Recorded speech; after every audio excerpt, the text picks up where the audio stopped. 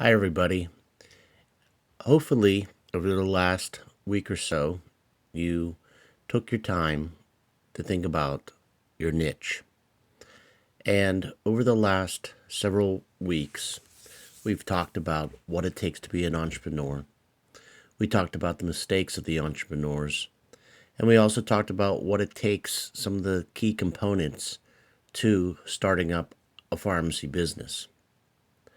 What I hope to do today is to end the series of talks of how do I get started, and then starting next week we're going to do a brief overview of insurances. We're going to start diving into the key components that are necessary to understanding business. So the first thing that we're going to talk about today is the business plan and the business pitch. And then I also want to end today talking about some opportunities that you could have next semester when you start thinking about your business plan and the business competition. And I will actually talk a little bit more about this when I meet with you in our live meeting. So, you've been, if you've been in Pharmacy Practice 6, we've exposed you to the necessaries of a pharmacy clinical service business plan. But just like that type of business plan, is that the goal of a business plan is that it allows you to put on paper exactly what is your roadmap to success of starting a new pharmacy business entity or purchasing an existing pharmacy. As I said, I had you start thinking about what is your purple cow, what is your niche. Now, what we need to start doing is thinking about and exploring how can I make that dream a reality? What are those things that are going to go to get me to be there? So, the purpose of a business plan, like anything, is the blueprint of your pharmacy. Provides a detailed description of how you want to run your business. It provides other partners and owners with a clear path of how we're going to start down this trail. But another key component of a real business plan for an entrepreneur, it allows you to be able to share with those that you hope to obtain loans with, and it also will assist you in the early days of decision making of where I need to go to make my business a success. So, you've probably heard before all the different components of a business plan, but I just want to kind of summarize where they play into the role. The first thing of a business plan would be the cover sheet. It will have your company name and your demographics. If you continue on next semester, you'll want to think about the branding of the name, and we'll talk more about that in our marketing lecture in weeks to come. What does the logo look like? And also the owner's name, demographics, and the date that you plan to have this developed. With all business plans, because it'll be multiple pages, we want a complete outline with table of contents, and obviously we want to be structured and easy to read, because as you will be aware of, those who are you're hoping to get you to finance this business plan may not always be familiar with all the key components that go on in your business. In a traditional business plan, you'll have the name of the applicants, the amount of the loan requested, and how will you know about how much that you will need? Well, we will walk through in terms of financials and planning. What are those startup costs that I need? What are the things that will help me until I break even? You'll also offer the terms of request and repayment. If there's any collateral needed, personal guarantees, estimated market value of the business if you're also purchasing an existing business. And we'll talk about when we do financial ratios of showing the debt to equity ratio of what it's going to take until you fully own the business or fully have the business profitable. And as I'm talking about these things, some of these may seem foreign to you at first, but trust me, we will walk you through those this semester and next that you'll feel comfortable. Like all businesses, you need to state what is your mission. A mission statement should be short and concise at best. A mission statement should to identify how you plan to set yourself apart from the competition. It should reflect your personal and professional aspirations of your business. The vision is the follow up to the mission statement of how you plan to achieve this mission. The description of your business is very important, especially if this is a business that you are currently purchasing that's existing, giving a background history of it. If it's a brand new business, you want to give the investor, the one who wants to buy into your business, a market history of why this is a good business idea. The legal structure you will pick and how that looks. And we talked about different legal structures in the prior lecture. In the description of your business, you will give your products, your services, a description of what is your niches, what makes you unique.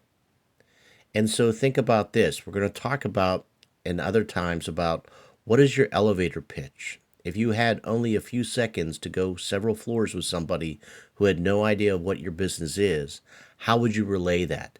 That is what you want to be able to capture in the description of your business. Give an example of what you plan to sell and how and why you want to sell those products or services.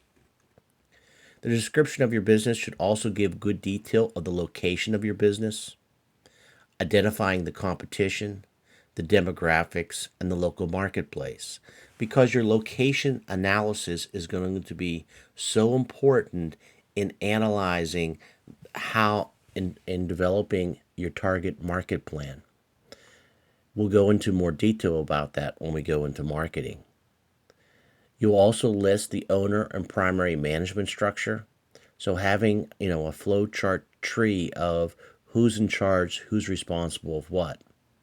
Your description of your business will have brief discussions of insurances, security measures that are necessary, such as theft, shoplifting, insurances, fire, liability. The other most important part of your business plan beside the description is your marketing plan. The first part of a marketing plan is analyzing your target market. Who are your demographics you plan to go after? What is that potential market in the area that you are going to have your business exist? What is the current competition, and how do you plan to market against that competition?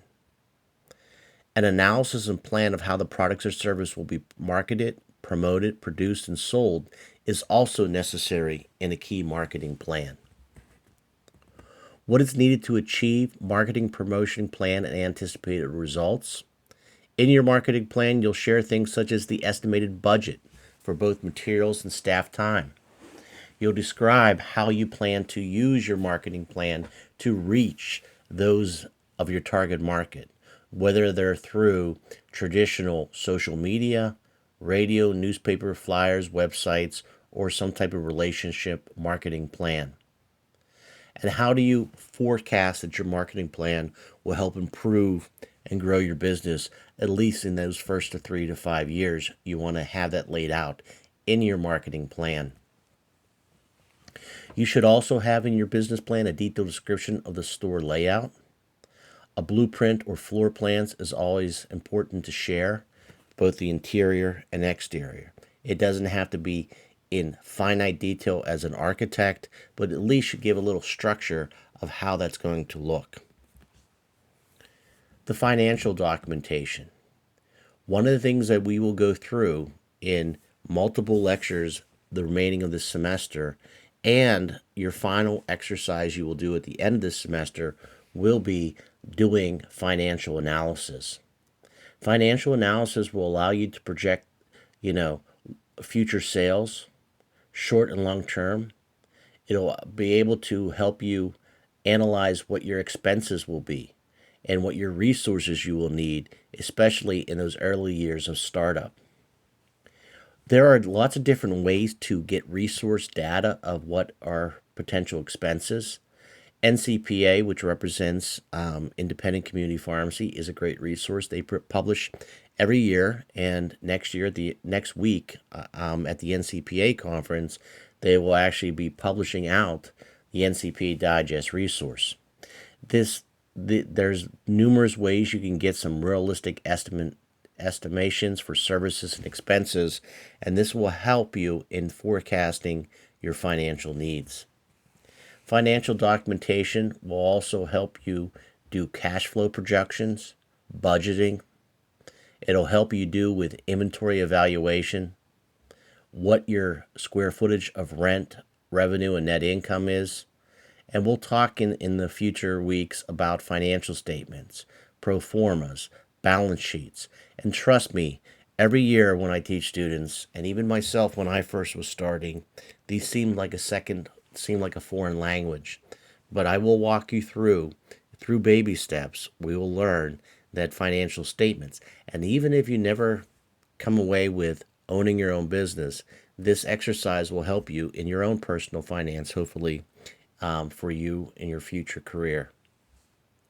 Other supporting documentation is also needed: your curriculum vitae, your professional resume. Usually, when you're applying, especially for a loan, they'll want a personal financial statement of each partner, your credit history. If there's going to be a lease involved or a purchase of a building, that should be also in the supported documentation. Now, in a business competition, whether it's the business competition that we have internally or whether, as I described here in the very near future, opportunities that you'll be judged in different areas. One, anytime you're providing a business plan to any entity that's going to review it, you want it to be neat, professional looking. It should have, there's great examples out there of templates for business plans, but you want to make sure it's nice and organized. The table of contents, as I mentioned earlier. You want to use charts and graphs where applicable. And then the most important part in any judging criteria, and that's why I want you to think of the niche first, because we will work with you, and maybe this niche you're doing for the exercise is not the one you'll have for your business plan, but it gets you to start thinking about that. It's best to have the ideas on paper first, and then we can look at whether it's feasible or how do we plan to make it realistic to get there. Because originality and creativity is what's going to set you apart as an entrepreneur. It's what's going to make your business stand out for you to fight against the competition. Hopefully that niche is also something that's a passion of yours. Because if it's a passion, then you're going to want to do it every day when you wake up. You're not going to look at it as drudgery, as maybe an everyday mundane job. But the business plan in this course is going to help you take control. It starts with a plan and a dream. This course and the competition can help jumpstart your future, providing opportunities for skills of business plan development to be used in future business ventures. There's opportunities for essential feedback from other judges, and you'll get the confidence in being able to put this plan together. And so if you're hesitant and saying, well, what if I fail? Many famous entrepreneurs have failed, and they've learned from their mistakes and rose from their ashes. Walt Disney went bankrupt almost 2 different times before he was successful. Many other businesses have failed. Steve Jobs was fired from his own company he started and came back later to revive it. So don't hold back on this. So let's take a look at some other components we want to think about. If I use a traditional pharmacy as an example, there's opportunities to possibly, maybe in your future, of buying an existing business. What's the advantages of whether purchasing a traditional pharmacy or any other type of pharmacy business? Is it possibly could be low risk.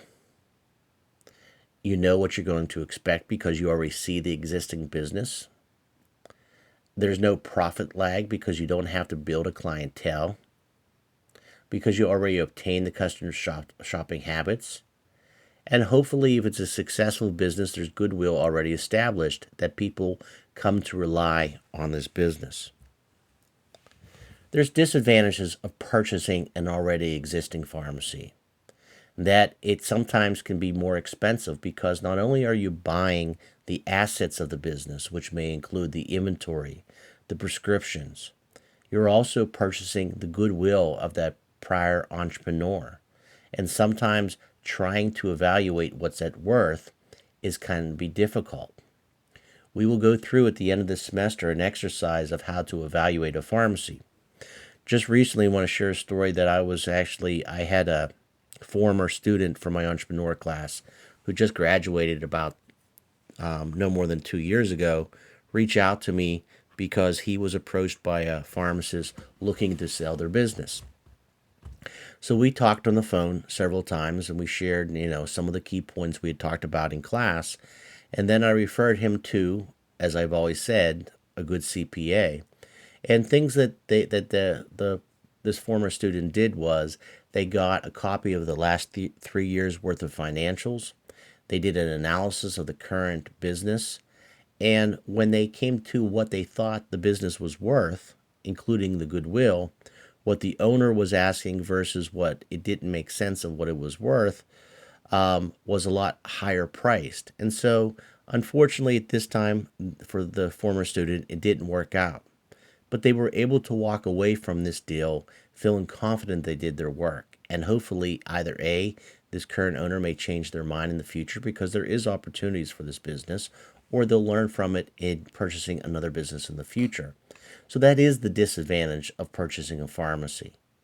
The other thing too is sometimes you may need to do a remodel, worn out inventory and fixtures. In one of my prior experiences in businesses, I was part of a group that we actually purchased a pharmacy that had been in business for 25 years. And when we purchased the business, it had a decent prescription volume, but it was in heavily need of a remodel. It hadn't been painted in years. There was actually burnout lights. The fixtures were worn. And so we had to kind of do an overhaul. But we actually took a pharmacy that was only doing 150 prescriptions, and by putting a couple good coats of new paint, getting some newer used fixtures, we didn't actually buy brand new. We actually turned around that store within about 2 years, and that store still exists today, doing anywhere to 400 to 500 prescriptions a day. Sometimes, too, in the disadvantages of purchasing an existing pharmacy, you inherit undesirable. Maybe there's personnel that doesn't fit your personality, or there's personnel that didn't fit the personality of the prior business, but they just didn't have the guts, or it was a small town area of getting rid of those people. Certain policies that business owner might have adopted, such as personal charge accounts, that maybe those things didn't occur. Maybe there's certain business lines and customers that were unsavory, or some things that weren't, up to where you envision. Doesn't mean you can't turn that ship around, but it just may make it a little bit more difficult. And even in purchasing an existing pharmacy, a good thought out business plan will help make that a success. Key components, whether you're purchasing an existing business or starting a new one, is pick a place you want to live. Research the business trends of that area. If you're looking to purchase from a current owner, network with those current owners. See if they're looking to possibly sell in the near future. Ask other salespeople, state organizations, wholesalers, business brokers. They're always hearing word of people that might be wanting to sell a business. There's no or wrong way to purchase a pharmacy. Each deal is unique. And as I said, the final purchase will be determined by the capabilities and the intentions of both the buyer and the seller, because there's going to be assets you're going to be purchasing, but also the goodwill. So the key thing is you need to figure out and establish a price. Businesses must make payments and turn a profit, so you need to determine what will be included in the purchasing of that business: the current inventory, the accounts receivable, the fixtures, etc. You will determine how you're going to purchase this, and this is where you'll seek advice from both a CPA and a lawyer. Will you purchase this as stock, or will this be a straight out asset purchase? You also need to determine the market value. You may compare to similar sales in the area. There's numerous companies to help you out there, and there are lots of different equations to find what the true value is. NCPA on their website one of the advantages of being an NCPA member is they have a whole ownership section on their website that can help you in determining and making some of those calculated values. One of the options is junior partnerships. And the way a junior partnership is this, that say that I find a business that I'm interested in and I go talk to that owner. And that owner says, yes, I'm thinking about wanting to sell the business in anywhere from 3 to 5 years. So you go to the business and you say, you come to an agreement where you have an interest in buying the business. And what that owner will do is they'll take you on initially as an employee. You may make less money than you would starting out, but what you'll do is that first year that you work, there will be a bonus structure.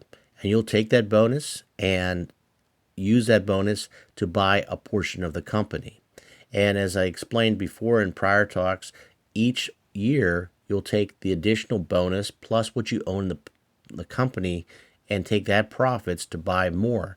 And the ultimate goal is by the end of 5 to 6, no more than 6 years, you own at least 50% of the business. By owning 50% of the business, you will have enough stake in equity that you can go to a third-party funder and possibly get a private or bank loan. You can also go straight out if you have that. The only problem with that sometimes is depending upon how much collateral and equity and how sound your credit rating is to be able to initially get that loan. The advantage of the junior partnership, it allows the business to be able to provide you the equity to do that. Sometimes the owners are willing to carry the contract, and the owner is the bank and buyer, and you come up with a contract and make monthly payments to the owner. As I mentioned, there are also banks out there that have specialized in helping with pharmacy purchases, so that's a way. There are brokers out there that will also help you with purchasing. The disadvantage of that is that you do have to pay a percentage of some of your initial profits to that broker to be able to fund that deal. So, no matter what I've talked about in this talk is writing a detailed business plan is going to allow you to achieve those goals.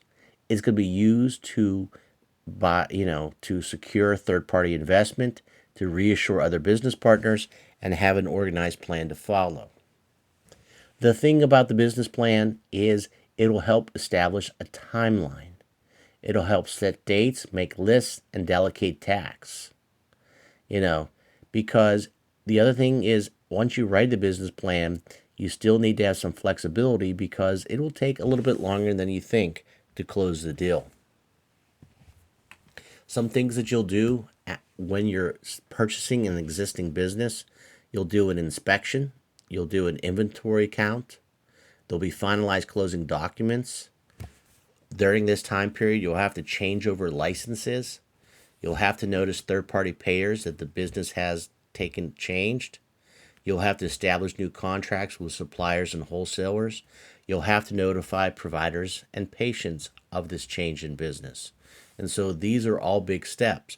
The advantage of that junior partnership I talked about is this slowly can be done over time, especially, if you come to an agreement. The other thing in establishing whether a startup pharmacy or purchasing an existing pharmacy is you want to start building your team early. You'll most likely need assistance. As I said, you're going to need a good accountant. That accountant can help assess profitability of the business and provide important knowledge in the evaluation of the business. An attorney can help structure the deal for your best interest in mind, and an attorney can also help set up the business structure of your future business. Working with experienced pharmacy owners can help mentor you in the whole process. There's numerous ways to do this. NCPA has been very good at doing this.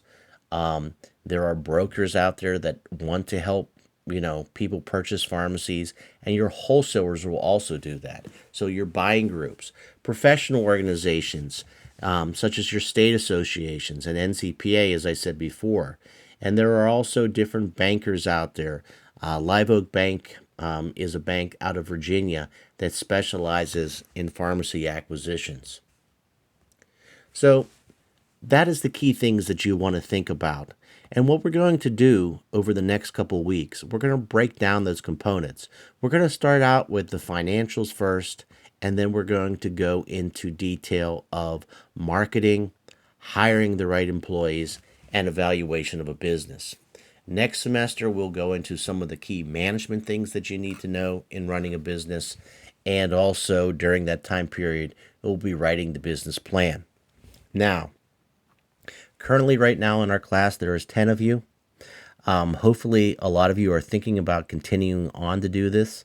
And I will talk to you more about this when we meet live, but some opportunities you may want to think about. And I'm also not opposed that if you are interested in these opportunities, we can use the business plan that you have to produce, that we can have you guys choose if you want to work in teams. We can also have, you guys work in multiple teams, and we can determine within our own internal competition which one's best to submit for a business plan. So NCPA has a national competition. It occurs every year. And basically what occurs is that a school creates a team. And one of the things is, as hopefully when we do these live meetings, I'll be sharing with who all is in the class. You can identify who all of you are, and maybe you come up with a group of you that really would like to work together. And you can look at what your equal commitments are. You can then start thinking about what is your business model. Start thinking about what is something innovative and creative. And we also definitely want to keep it realistic.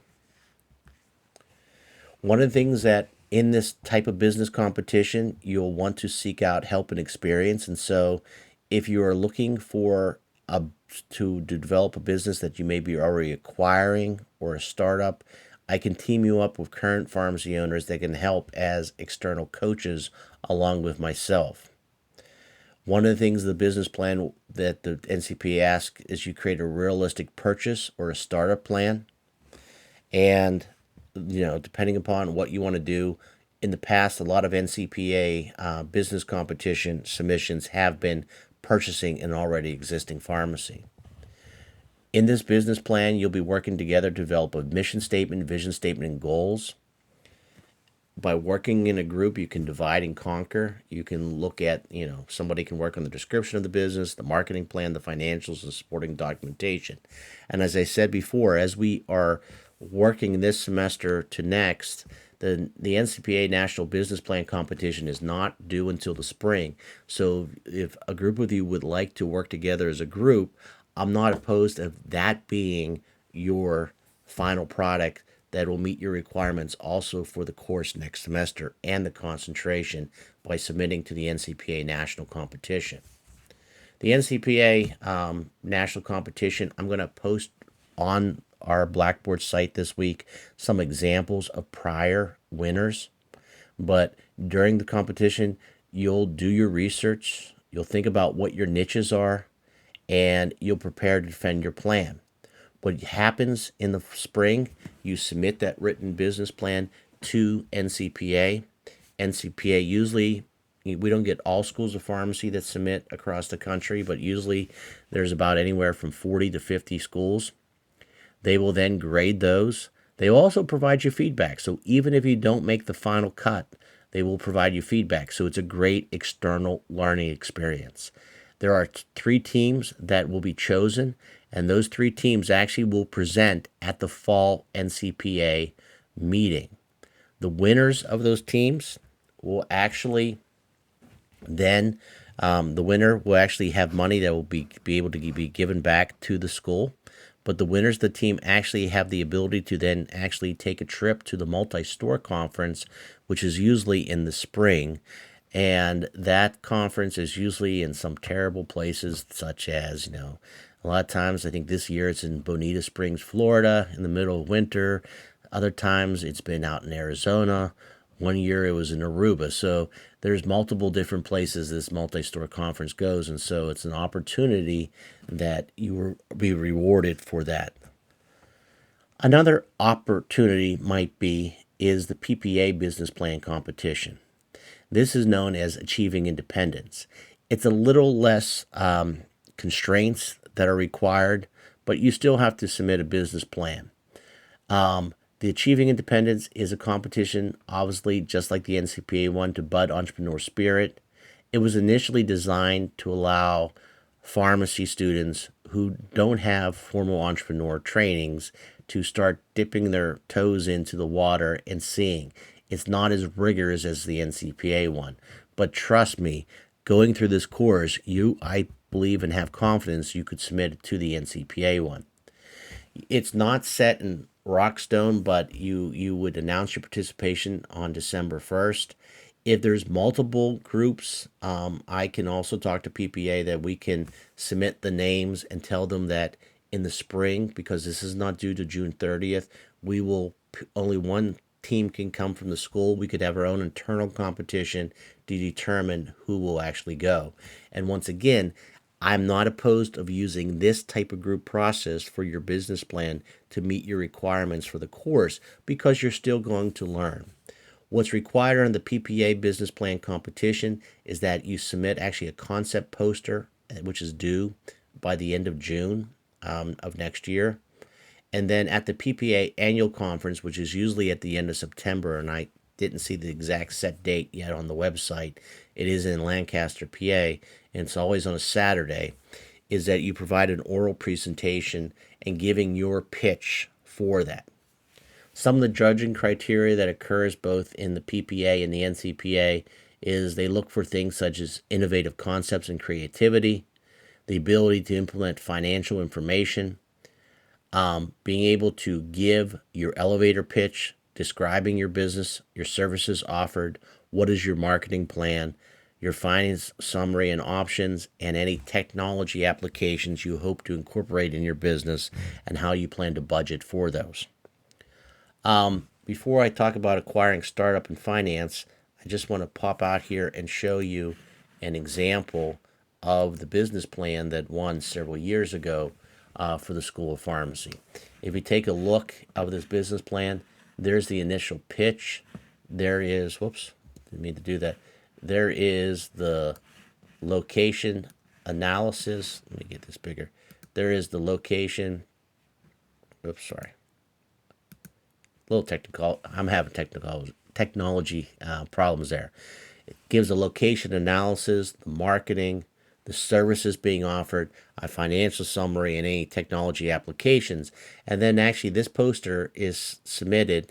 The judges get to review this poster ahead of time, and your oral presentation, which will be about 15 minutes at tops, will summarize what you're giving there and being able to provide some oral feedback. So you don't have to provide a full written business plan.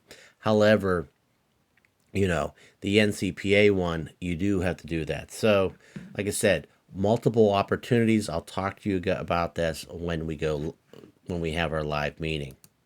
So let's go back to the remaining part of our lecture. One of the things that I want to kind of talk about, and I'll go into a little bit more detail about this again later on this semester, is how to acquire startup financing. And this is more of a generalized lecture for any type of entrepreneur business. Before you begin, your business plan is you'll do some financial forecasting. You'll start looking at what type of, fixed assets you may need, what type of, funding that you're going to need for startup costs. And like I said, in real life, a CPA can help you do this. So, as always, to be able to acquire financing, you're going to need that business plan. And we just talked about that briefly. You want to, in your business plan, you're going to forecast, monthly projected sales revenue. And we'll go over that when we do our financials. We'll talk about monthly expenses. When we talk about the profit and loss statement, your monthly expenses will come out of that. Also analyzing monthly cashly outflows.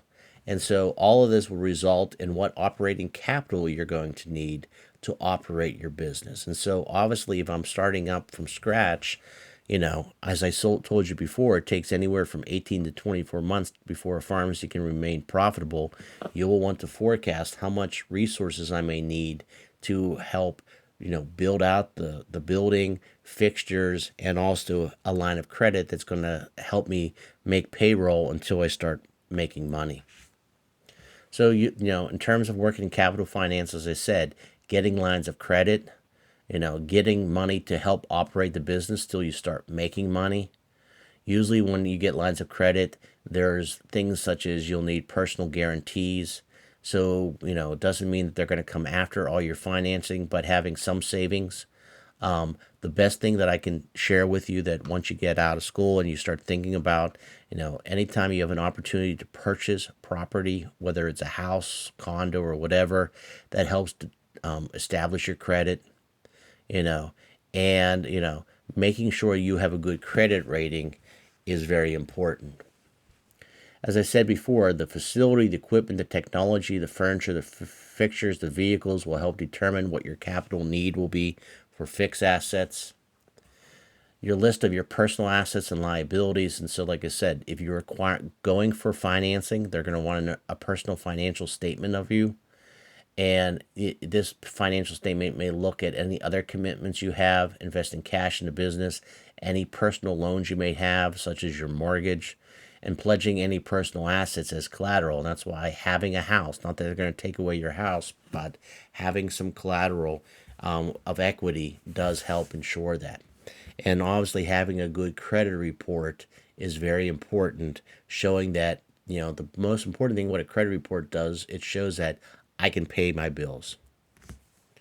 There's lots of different ways to get funding. There's traditional bank loans, there's small business loans, there's things that you may be able to lease some of your equipment, credit unions. Sometimes there's good startup loans for new businesses. Sometimes venture capital, you'll find people that want to invest in you, partners for that. That doesn't always traditionally happen in pharmacies, but sometimes if you have a new pharmacy business idea, maybe a new technology idea, venture capital might be a way. Sometimes there's ability to get grants and community development loans to help with that. And so there's numerous sources that you can research in funding for sources. So putting together a financing package. And so this is an example, not a traditional pharmacy business, but somebody wanting to start a craft brewery. So some of the sources they may have is their own personal savings investment. They may have some investors. They may find that there's some job creation grants in the region. So checking with your municipalities, your county, grants from downtown development corporations. And so your location, there might be able to get some funding to help restore an old building. And there also, you get, a traditional bank maybe for some capital equipment. And so you don't always have to rely on one source is where I get my funding for startup. As I said before, a CPA can help you. One of the things that I will share with you when we do the financials in a couple weeks is, yes, you won't probably be doing your own personal financials, but having an understanding financials will help you determine if I have a good CPA. But your CPA can help you with those financial forecasts, help create your personal financial statement, your funding sources, your financing packaging, and also your bookkeeping to make sure you're paying all your taxes that are necessary. So hopefully this helped give you a little bit more insight of why we do a business plan, what's needed for a business plan, and all the requirements.